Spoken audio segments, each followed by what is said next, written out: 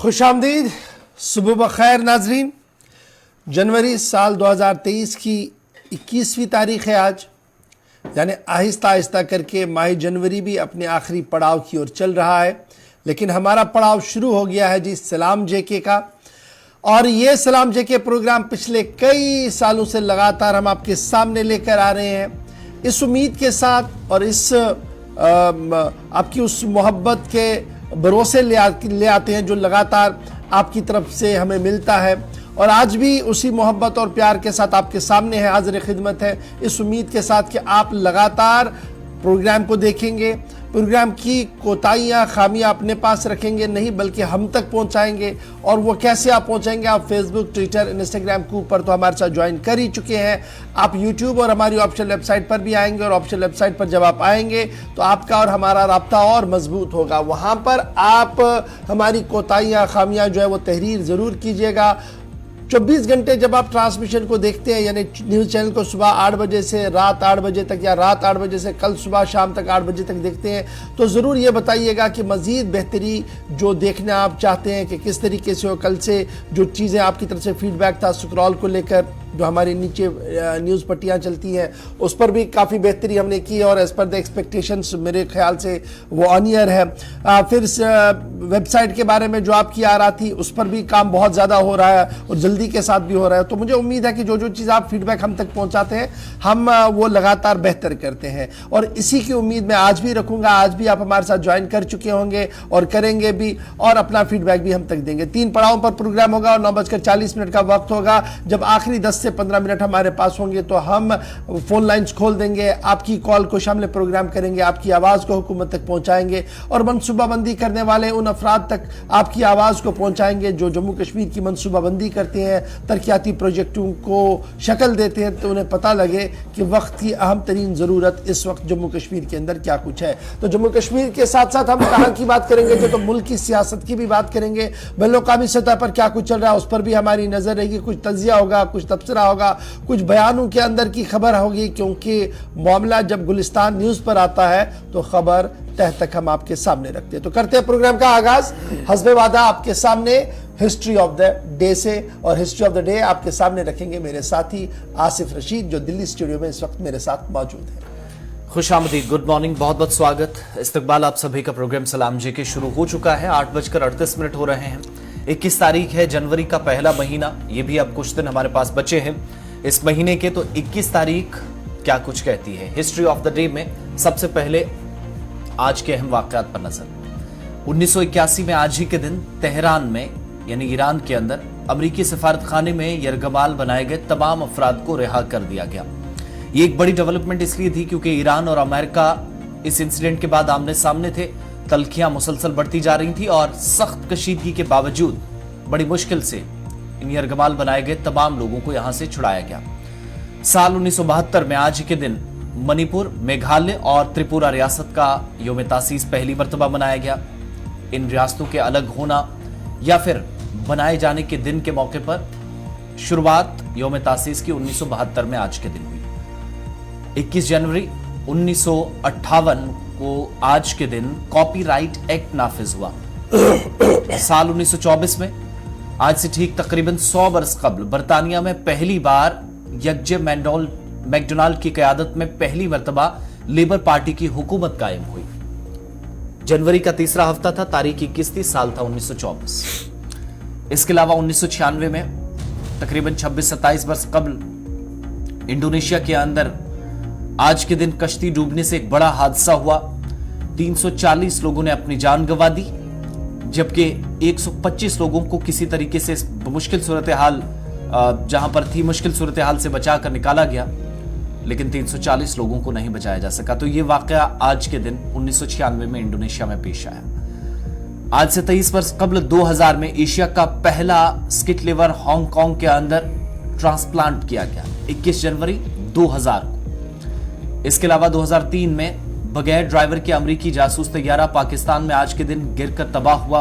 और 2003 में अफगानिस्तान के अंदर तालिबान के यानी फर्स्ट तालिबान का जो रूल था उसके खात्मे के बाद ये सबसे बड़ी कार्रवाई नॉर्दर्न पार्ट के अंदर पाकिस्तान में देखी जा रही थी। और पहली मर्तबा पता चला कि न सिर्फ जो ड्राइवर वाले हैं या पायलट वाले तैयारे हैं, बल्कि बगैर ड्राइवर के जो अमेरिकी जासूस तैयारे हैं वो भी इलाके के अंदर सरगर्म है। पहला इस तरह का इंसिडेंट 2003 में आज के दिन हुआ और 21 जनवरी 2008 को भारत ने इजराइल का एक जासूस सैटेलाइट आज के दिन लॉन्च किया। सलामती सूरत हाल को यकीनी बनाने में मुख्तलिफ सरहदी इलाकों के अंदर इस टेक्नोलॉजी का सहारा जो दिफाई जराए बताते हैं कि आज के दिन भी होता है, जो इंतहाई अहमियत का हामिल है। तो ये हिंदुस्तान और आलमी तारीख में मुख्तसर वाकयात, एक लंबी फहरिस्त रहती है, लेकिन उसमें से कुछ अहम पॉइंट्स आप तक पहुंचाएं हमारी कोशिश तय फॉर्मेट के मुताबिक रहती है। अब प्रोग्राम का आगाज करेंगे, लेकिन उससे पहले तमाम सोशल मीडिया प्लेटफॉर्म्स पर आप हमारे साथ रहिएगा।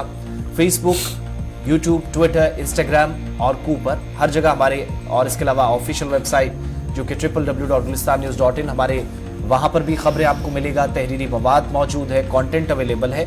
अपनी आरा, अपने ओपिनियंस, फीडबैक्स हम तक जरूर पहुंचाते रहिएगा, लेकिन साथ साथ यहां पर भी कमेंट के जरिए लाइव नशियात में अपनी बात आप रख सकते हैं। तो प्रोग्राम का आगाज आज करेंगे मौसम की खबर के साथ।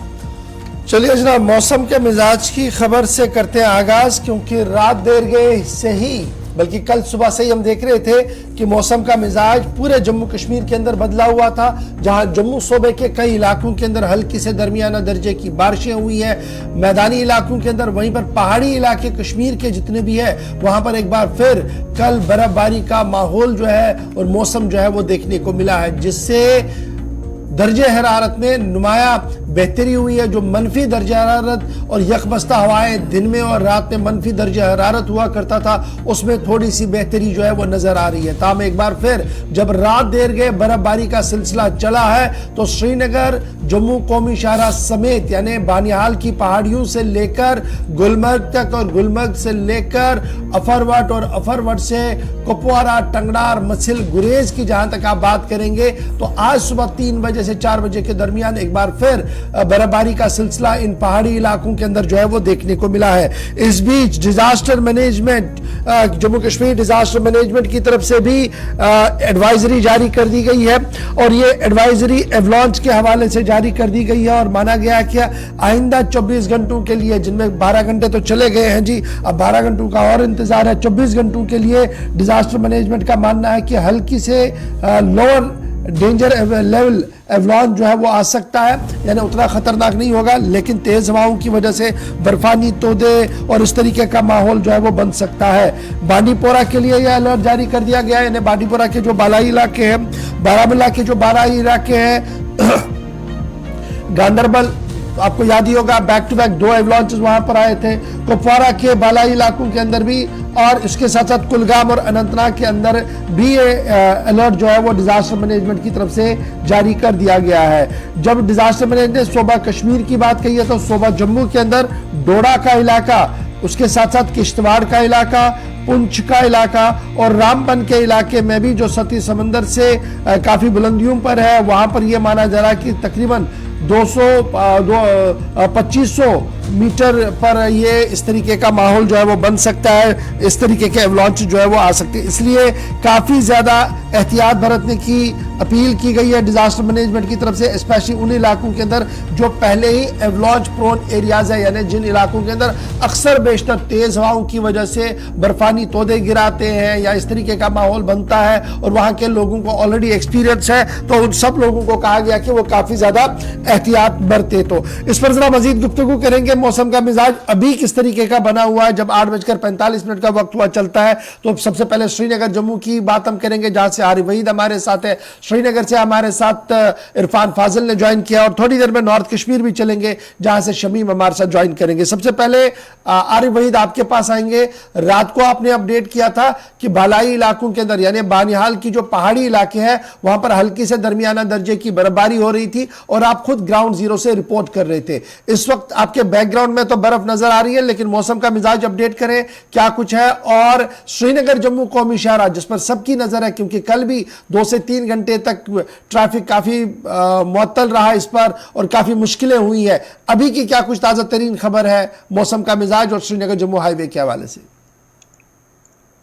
जी बिल्कुल गौर सर, मैं आपको बताता चलूं कि जिस तरह से कल रात जो है ट्रैफिक इंतजामिया ने जो है कोशिश की थी कि लाइट मोटर व्हीकल्स को चलने की इजाजत दे दी जाए, लेकिन उसके साथ में शाम होने के साथ साथ जो है जम्मू श्रीनगर राष्ट्रीय राजमार्ग पे जो पैंतियाल का इलाका है उसको मद्देनजर रखते हुए जो है ट्रैफिक बंद कर दिया गया था और उम्मीद ये की जा रही थी कि शायद मौसम के मिजाज में बेहतरी जो है वक्फे वक्फे से जो ताजा बर्फबारी हुई है और उसके चलते जो है जम्मू श्रीनगर कौमी शाहराह को फिलहाल पूरी तरह से बंद रखने का फैसला किया गया है और इस वक्त बंद रखने का फैसला किया गया है और इस वक्त की बात करें तो इस वक्त भी जो है हल्की हल्की बर्फबारी जो है इस समय फिर से शुरू हो गई है और इससे कहीं ना कहीं पे ये अंदाजा होता है कि आने वाले समय में जो है कुछ घंटों के अंदर जो है बर्फबारी का सिलसिला जो है वो जारी रह सकता है। और सुबह सुबह की बात करें कि पैंतियाल के इलाके में शूटिंग स्टोन का सिलसिला जो है 2 से 3 बार जो है वहां पर वो मामला भी देखने को मिला और इंतजामिया का मानना है कि चाहे डिस्ट्रिक्ट एडमिनिस्ट्रेशन की बात करें या ट्रैफिक इंतजामिया की बात करें उन्होंने सख्ती से जो है लोगों से यहाँ पर ये हिदायत दी है कि जम्मू श्रीनगर कौमी शाहराह पे जो है कोई बेवजह इस तरह से सफर ना करे जिससे कि एवलांच का जो खतरा रहता है या जो पैंतियाल का इलाका जो सबकी नजर में रहता है कि पूरी जो स्लाइड के लिए काफी मशहूर है वहां पर अच्छे मौसम में भी पत्थर खिसकने का वाक़ा जो है वो रहता है। तो इसलिए एहतियातन जो है फिलहाल जम्मू श्रीनगर कौमी शाहराह पे जो है किसी भी गाड़ी की आवाजाही को जो है फिलहाल तो बंद कर दिया गया है और यहाँ पर यह भी कहा गया है कि जो ट्रैफिक यूनिट्स की जानिब से जो नंबरात जो है कंट्रोल यूनिट्स की जानिब से जो नंबरात डिस्प्ले किए गए उनके साथ राबता करने के बाद ही जो है आगे का सफर करे।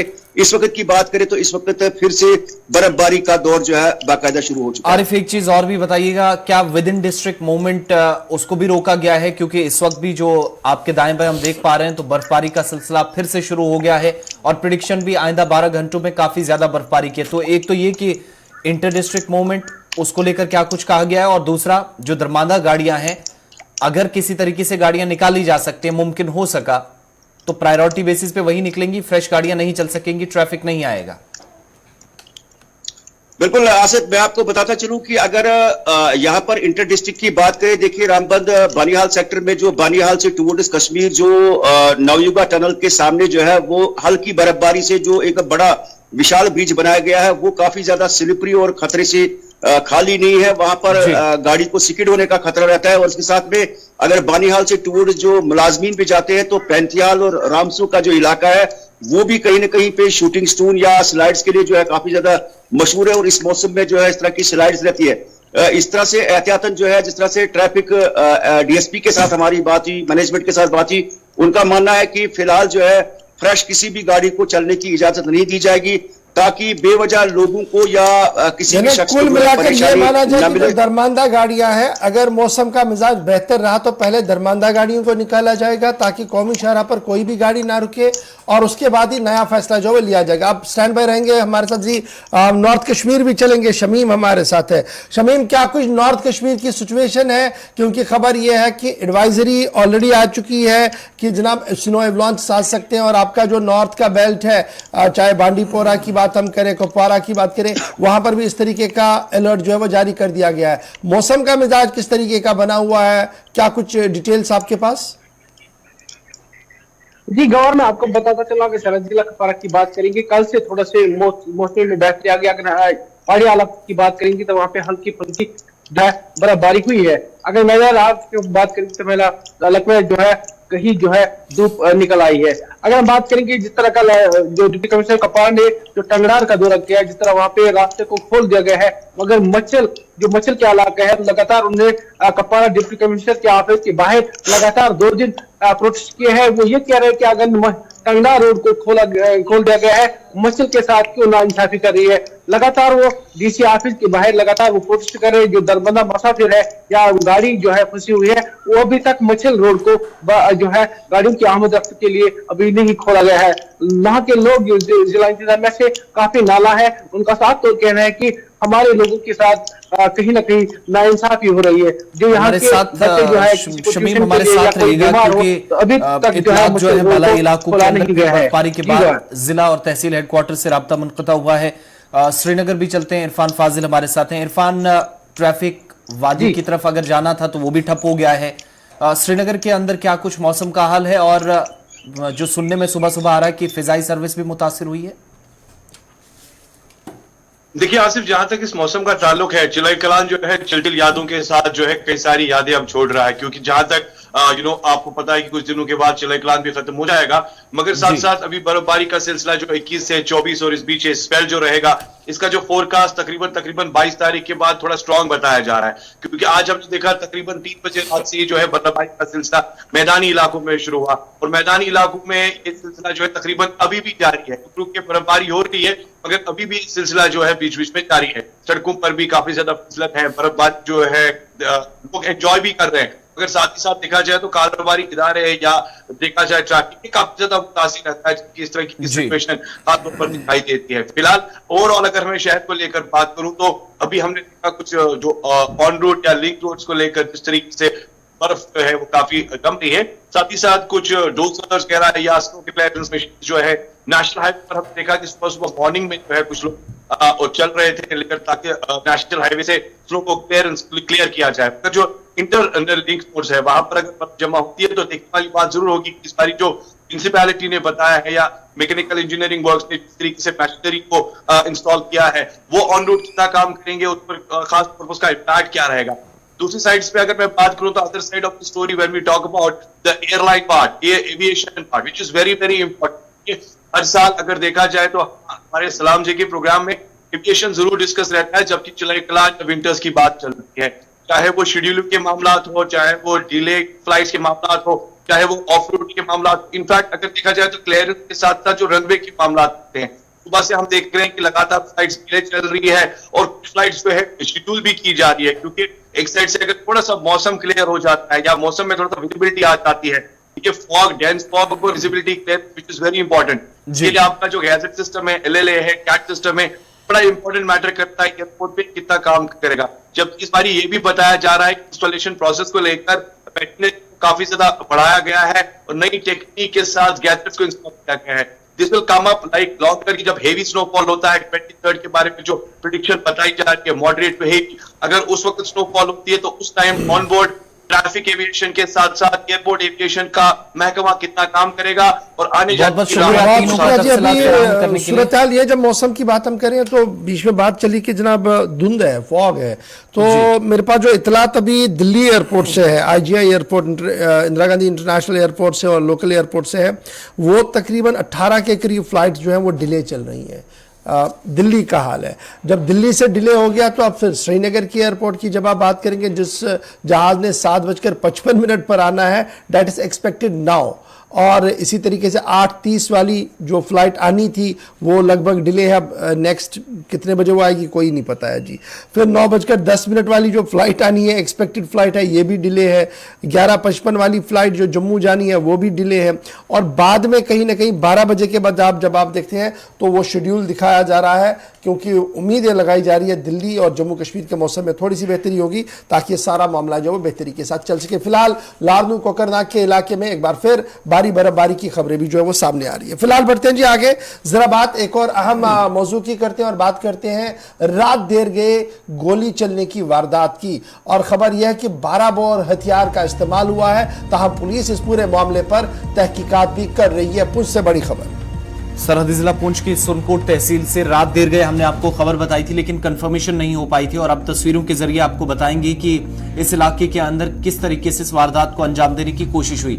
लसाना के अंदर जहां पर साबिक रुकन असेंबली हैं, डेमोक्रेटिक आजाद पार्टी के लीडर हैं, कांग्रेस के साथ तवील मुद्दत तक ये काम करते रहे चौधरी मोहम्मद अकरम, इनके घर पर फायरिंग हुई। अब ये फायरिंग किसने की ये तो कंफर्म नहीं हो सका है, लेकिन रात देर गए जो उनसे पहले बात हुई थी हमारी, उन्होंने भी बताया कि उनके घर में उनकी वालिदा, उनका बेटा वहां मौजूद है, वो सही सलामत है। लेकिन जो तस्वीरें आई वो ये बताती हैं कि घर के बाहर वाली दीवार, अंदर वाले कुछ एक हिस्से जहां से फायर जहां पर किया जा सकता था, या फिर छत का एक हिस्सा जहां पर खुद पुलिस की टीम रात को पहुंची, वहां फायर किया गया और कैसे एक बीच वाले टीन से होकर ये जो गोलियां हैं वो दूसरे वाले पार्ट की तरफ गई हैं। चौधरी मोहम्मद अकरम का घर लसाना सुरनकोट के अंदर है। खुद वो जम्मू के अंदर थे, जो हमारे पास इनिशियल डिटेल्स आई और उसके बाद कंफर्म भी हो गया, लेकिन हमला हुआ। सबसे बड़ी बात कि इस इलाके के अंदर इस तरह की वारदात या किसी साबिक रुकन असेंबली को या किसी पॉलिटिकल वर्कर को इस तरीके से टारगेट करने की कोशिश हुई हो, हमारी नॉलेज में कोई ज्यादा इस तरह के इंसिडेंट्स नहीं है या कोई इस तरह की जानकारी नहीं है। लेकिन रात देर गए तकरीबन ये जो 10 बजे के आसपास इंसिडेंट हुआ। उसके बाद की तस्वीरें आपके सामने, और सबसे पहले गुलिस्तान न्यूज की टीम यहां पहुंची। पुलिस टीम मौके पर मौजूद थी और टूटे हुए शीशे के जो पीसीज हैं वो भी गोलियों से कैसे नीचे पड़े हैं वो आपके सामने है। ये रात की तस्वीरें हैं, तकरीबन 12 सवा 12 के आसपास की। हमारे साथ गुलिस्तान न्यूज नुमाइंदा आकाश मलिक भी हैं। सुरनकोट सीधा चलते हैं। आकाश, रात देर गए आप इस इलाके के अंदर पहुंचे थे, क्या कुछ आप डिटेल्स कलेक्ट कर पाए? इंसिडेंट जो हुआ है, पूरी तफसीलात क्या इसके मुतालिक मिल पाई हैं? जी मैं आपको बताता चलूं, देर रात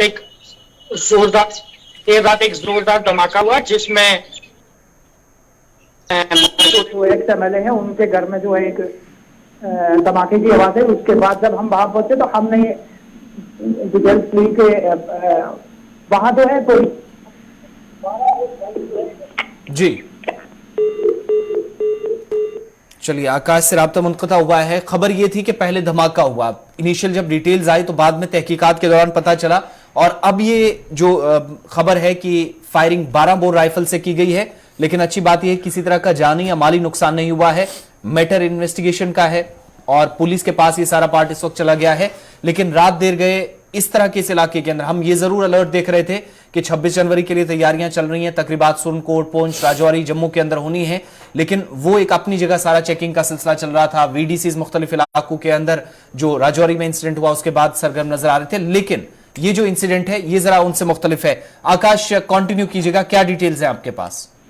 जी आप देर रात गए जो एक धमाका हुआ चौधरी मोहम्मद अकरम एक्स एमएलए जो है उनके घर में। उसके बाद जब हम देर रात वहां पहुंचे तो वहां पे पुलिस की तरफ से कहा गया है कि ये 12 बोर की तरफ से जो है एक फायर किया गया है, जिससे जो है उनके छत में थोड़े थोड़े छर्रे पड़े हैं और जानी और माली नुकसान कोई भी नहीं हुआ। सिक्योरिटी फोर्सेज और सिविल एजेंसीज, पुलिस और आर्मी की जितनी भी एजेंसीज सारी जो है मौके पर पहुंचे और देर रात के पूरे इलाके को मुहासरे में लेके, और इस वक्त भी जो है सर्च ऑपरेशन जारी है। जी आकाश, ये बताइएगा कि साबिक एमएलए साहब की रिहाइशगाह पर क्या सिक्योरिटी का माकूल दस्ता मौजूद था या बिना सिक्योरिटी के थे वो?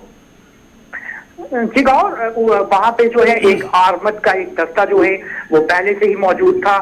उसके बाद जब हम वहां पहुंचे हमने देखा डीएसपी ऑपरेशन भी वहां पहुंच चुके थे और डीएसपी आर्मद जो है मोहम्मद अफजल वो भी वहां पे पहुंचे और डीएसपी हमारे सुरनकोट के जो एसएचओ डीएसपी और तमाम एजेंसीज वहां पे पहुंच चुकी थी। और आपने बात की जैसे कि पहले से ही वहां पे जो है दस्ता जो है काफी देर से वहां पे उनकी जो है वहां पे एक चौकी है और वहां पे जो है काफी सारे जो है पुलिस अधिकार भी मौजूद थे। जी तो अभी तक पुलिस एहलकारों का क्या कुछ मानना है कि हथियार जो है वो कौन सा हो सकता है, और क्या आसपास के लोगों से पूछताछ भी हो रही है? जी अभी इस वक्त जो है पुलिस ने जो है पूरे इलाके को मुहासरे में ले लिया। आने जाने वाला कोई भी जो है उसके जो शनाख्ती कार्ड भी चेक किए जा रहे हैं और लोगों से पूछताछ भी की जा रही है। और इस वक्त जो है पुलिस की तरफ से ये कहा जा रहा है कि 12 बोर की गन है जिससे ये फायर किया गया है और पुलिस जो है इस वक्त इन्वेस्टिगेशन में जारी है। बहुत शुक्रिया जी आकाश मलिक हमारे साथ ज्वाइन करने के लिए। पुलिस ने इन्वेस्टिगेशन पार्ट शुरू कर दिया है। रात देर गई, आला पुलिस एहलकार जो है वो मौके वारदात पर पहुंचे थे।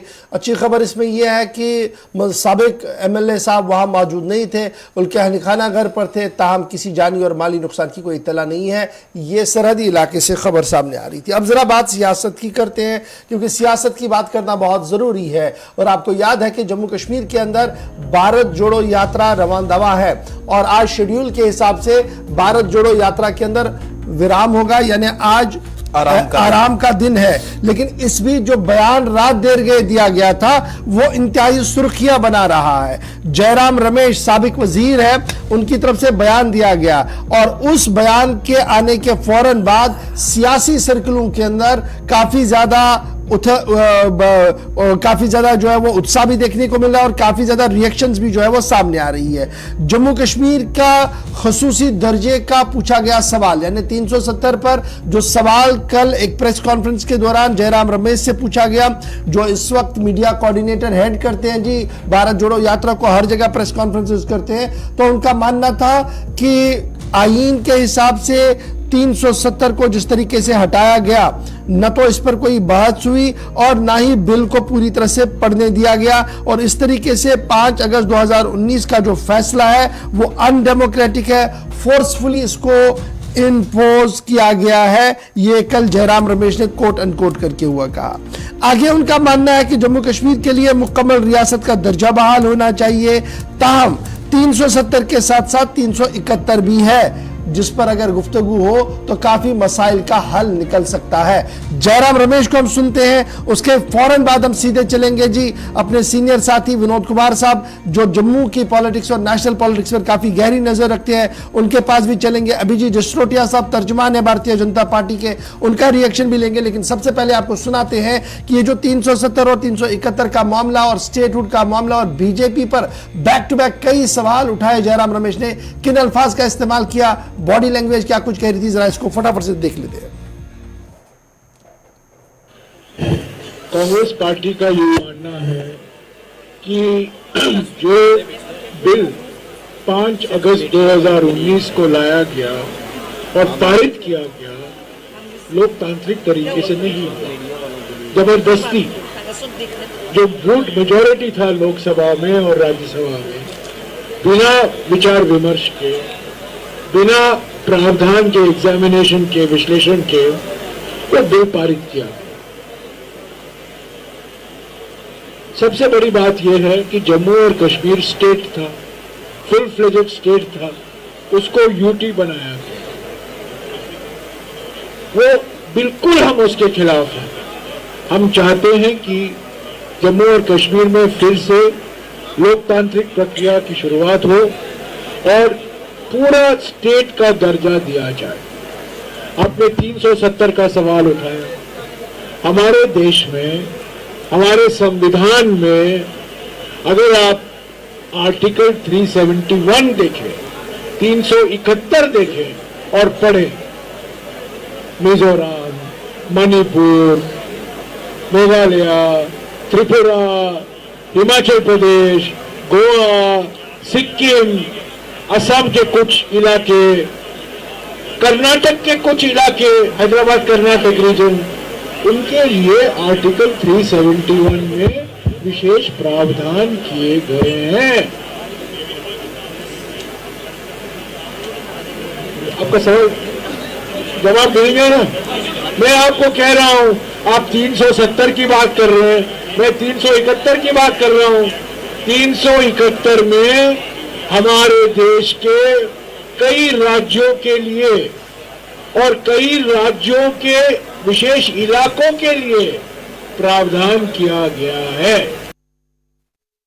जयराम रमेश 371 की बात करते हुए अनडेमोक्रेटिक 5 अगस्त के फैसले को मानते हुए, और अफसोस ये भी है कि जब कांग्रेस के पूरी उस डिबेट को आप देखेंगे, जब 5 अगस्त की बारी आई थी तो बड़े लोगों ने इसके हक में भी बातें कही थी। बहरहाल बड़ा सवाल ये है कि 371 का मामला खींचा गया है और 371, आपको याद होगा कि मुजफ्फर हुसैन बेग जो बड़े वकील भी हैं और साबिक डिप्टी सीएम रह चुके हैं, 5 अगस्त के फौरन बाद एक प्रेस कॉन्फ्रेंस उन्होंने जम्मू में की थी। उन्होंने कहा था कि देखिए 5 अगस्त में जो डिसीजन हुआ है वो रिवर्ट हो, ये ऐसा नजर नहीं आ रहा है, लेकिन कॉन्स्टिट्यूशनल सेफगार्ड जो है वो 371 के अंदर भी मुज़मिर है, हमें इस पर गुफ्तगू करनी चाहिए और गवर्नमेंट ऑफ इंडिया को एंडोर्स करवाना चाहिए कि हमें 371 के तहत कुछ तहफ़्फ़ुज़ात दी जाए। बहरहाल इस पर जरा सियासत काफी ज्यादा जम्मू के अंदर तेज हो रही है। सबसे पहले विनोद जी आपके पास चलते हैं जी, आप कंटिन्यूअसली लखनपुर से इस पूरे प्रोसेस को देख रहे हैं और कल ऑफिशियली पहली प्रेस कॉन्फ्रेंस, और पहली प्रेस कॉन्फ्रेंस के अंदर ही हमने देखा कि जम्मू के अंदर 370, 5 अगस्त और उसके साथ साथ 371 का राग अलाप आ गया और यह साफ कर दिया गया कि जनाब हम जो कुछ कर रहे हैं ये नेशनल हुकअप की बात है, इसमें कोई अनकॉन्स्टिट्यूशनल नहीं है। क्या कुछ आप देख पा रहे हैं और बॉडी लैंग्वेज जो कांग्रेस लीडर्स का है इसके बाद क्या कुछ कह रहा है? जी गौर, मैं उस वक्त वहीं पे मौजूद था, सरवाल में प्रेस कॉन्फ्रेंस हुई थी और प्रेस कॉन्फ्रेंस का लगभग आपने भी देखा और जयराम रमेश क्या कहना चाहते थे। हालांकि आपको याद होगा कि राज्यसभा में 5 अगस्त 2019 को जब बिल ये पेश किया गया, वहां पर कांग्रेस के सदस्य नदारत थे, यानी एब्सेंट थे। कांग्रेस की इतनी ज्यादा सिंसियर नेचर, जिस तरीके से बीजेपी ने यह बिल पेश किया था, किसी भी पोलिटिकल पार्टी को ये पूरा मौका दिया ही नहीं गया। अब लकीर पीटने वाली बात है और जयराम रमेश उस लकीर को पीट रहे हैं। हालांकि इस बात है कि एक स्टेट को अब यूटी बना देते हैं और दूसरी तरफ आपके पास एक और प्रोविजन है जो कॉन्स्टिट्यूशनल सेफगार्ड थे अगर वो नहीं रहते हैं तो आपके पास 371 पर उन्होंने विस्तार से चर्चा की है कि 371 से जॉब भी प्रोटेक्ट हो सकता है, लैंड भी प्रोटेक्ट हो सकती है, आपका कल्चर भी प्रोटेक्ट हो सकता है। तो सरकार को अब 371 की तरफ ध्यान देना चाहिए। हालांकि वो मानते हैं कि स्टेटहुड का दर्जा भी मिलना चाहिए, लेकिन फिलहाल जो स्थितियां बनी है गौर, हम सब जानते हैं कि अब कांग्रेस के पास लकीर खींचने के अलावा कुछ नहीं बचा हुआ है। जी गौर, तो ये लोकल लीडरशिप जो है वो जयराम रमेश साहब की प्रेस कॉन्फ्रेंस को कैसे देख रही है? क्या लोकल लीडरशिप की फीडबैक के बाद ही इस तरीके का स्टेटमेंट सामने आया हो कि एक तरफ से जो अलायंस बना है गुपकार अलायंस वो 370 की बात कर रहा है, कांग्रेस उस अलायंस से बाहर भी नहीं है अंदर भी नहीं है, तो वो 371 को लाकर एक मिडवे लेकर आगे बढ़ना चाहता है? ये लोकल फीडबैक की थी जयराम रमेश को, जिसमें उन्होंने डिलिमिटेशन कमीशन पर भी सवालिया निशान उठाया। उन्होंने कहा है कि पूर्व रजौरी के साथ जो अनंतनाग को जोड़ा गया है ये भी एक कॉन्स्पिरेसी है। यानी लोकल फीडबैक मिलने के बाद ही जयराम रमेश ने ये प्रेस कॉन्फ्रेंस दी है। लेकिन जिस तरीके से कहा यहाँ पे ह्यू एंड क्राई मचा हुआ है, जो इश्यूज जम्मू कश्मीर में इस वक्त ज्वलंत हैं, मेन इश्यूज हैं, जैसे डेली वेजर्स की बात करें, 61,000 डेली वेजर है, उसके फैमिली मेंबर 4 मिलाकर के आप देख सकते कितनी संख्या हो जाती है। हम रिजर्व के पैकेज की बात करें, पीएम पैकेज की बात करें, एनिवर्सरी पैकेज की बात करें, रैबरेज की बात करें, इन इश्यूज को मुझे लगता है कि जो 24 को प्रेस कॉन्फ्रेंस होगी, जिस 24 तारीख को राहुल गांधी प्रेस कॉन्फ्रेंस को जम्मू में एड्रेस करेंगे, उन इश्यूज को मुझे लगता है वहां टेकअप किया जाएगा। लेकिन फीडबैक जो स्टेट कांग्रेस की फीडबैक होनी चाहिए तो उसमें ये इशू नदारत है। बहुत शुक्रिया विनोद जी हमारे साथ ज्वाइन करने के लिए। अभिजीत जसरोटिया साहब तर्जुमान है भारतीय जनता पार्टी के, वो भी हमारे साथ है। अभिजीत जी बहुत शुक्रिया जी ज्वाइन करने के लिए। अनकॉन्स्टिट्यूशनल इसको कहा गया कि फोर्सफुली जी एनफोर्स कराया गया 5 अगस्त 2019 के डिसीजन को। तो किस तरीके से आप रिस्पॉन्ड करेंगे जयराम रमेश साहब की प्रेस कॉन्फ्रेंस को? क्योंकि न सिर्फ इतना उन्होंने कहा, उन्होंने और भी कुछ चीजें कही हैं, जैसे 371 की बात उन्होंने कही है। तो क्या बीजेपी को लगता है कि 371 वीज़ा-विज़ जम्मू कश्मीर अगर एनफोर्स करवाया जाता है, कुछ सेफगार्ड्स दिए जाते हैं, तो पब्लिक से हो सकती है? देखिए, सबसे पहले तो जो उन्होंने बात कही है कि 370 को लेकर जो बात की है, मैं कहूंगा उसके ऊपर जरूर क्लेरिफिकेशन होनी चाहिए। और ये बल के प्रयोग का बात कर रहे हैं तो मैं सही कहूंगा कि बल जो है ये 148 करोड़ हिंदुस्तानियों के बल से 370 हटा है, क्योंकि 148 करोड़ हिंदुस्तानियों के प्रतिनिधि यानी कि हमारे मेंबर पार्लियामेंट जो कि हमारे दोनों हाउसेज में होते हैं, उन्होंने इसको अपनी मोहर लगाकर, पूरे हिंदुस्तान की मोहर लगाकर इसको 370 को उस लोकप्रियता से, उस लोकतंत्र के बल से इसको यहां से हमें निजात दिलाई है। और जहां तक ये बात करते हैं जबरदस्ती की, जबरदस्ती तो नेहरू जी ने यहाँ पर शेख अब्दुल्ला जी के कहने पर ये हमारे सिर के ऊपर थोपा था, और उस समय एक प्रेसिडेंशियल ऑर्डर से। तो मुझे बताएं जरा जयराम जी, इसके ऊपर क्लैरिफिकेशन करें कि जब 370 जबरन हमारे ऊपर नाफिज किया गया था, तब ये किस हाउस में डिस्कस हुआ था? क्या अपर हाउस में डिस्कस हुआ था? क्या लोअर हाउस में डिस्कस हुआ था? केवल एक प्रेसिडेंशियल ऑर्डर से हम लोगों को गुलामी की बेड़ियों तक 60 साल तक बांधने वाली पार्टी, हमारे वाल्मीकि समाज के साथ नाइंसाफी करने वाली पार्टी, हमारी बच्चियों बेटियों के साथ, हमारी बहनों के साथ नाइंसाफी करने वाली पार्टी, वेस्ट पाक रेफ्यूजीज को अपने ही देश के अंदर एक एलियन की, एक दूसरे दर्जे की भी छोड़ के तीसरे दर्जे की जिंदगी बिताने पे मजबूर करने वाली पार्टी 370 की बात करेगी। तो ये अब सबको पता है सत्य क्या है और झूठ क्या है। और ये जो 371 वाली बात हो रही, कहा जा रहा है कि अगर 371 मुल्क के और भी राज्यों के अंदर है, अगर उसको देखा जाए, उससे जम्मू कश्मीर के एस्पिरेशंस को फिल किया जा सकता है और बहुत सारी चीजें एड्रेस हो सकती है।